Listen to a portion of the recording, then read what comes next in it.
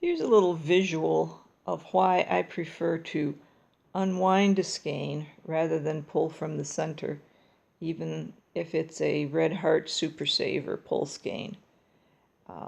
This is the end of a skein, the center of the skein, and it's you can see how crumpled up it is from being in the center.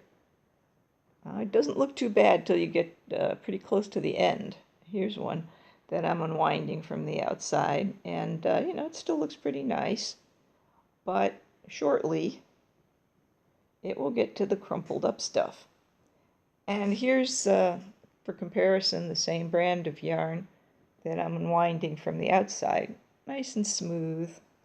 And the thing is, when you're doing the beginning of a project and you're trying to make the little thing that you're going to start with, like this for instance, it's nice to have smooth yarn if you have a choice, if it's at all possible, so that you can form those beginning stitches and not have to try to handle something that's kinking in all directions and trying to untwist itself while you're working and, snag on your hook and all that sort of thing.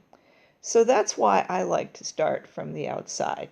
Now, right now, I'm making a couple more of these little guys, and so I'm having to struggle along with the bent yarn, the kinky, scrambled up yarn, which is okay. I mean, I'm going to block it, and it'll relax, and everything will be happy. But this is just a little illustration of why, because some people don't understand my preference for unwinding pull skeins. So there it is right there. And that's why I block, because even when you have this at the end or in the middle or wherever of a project,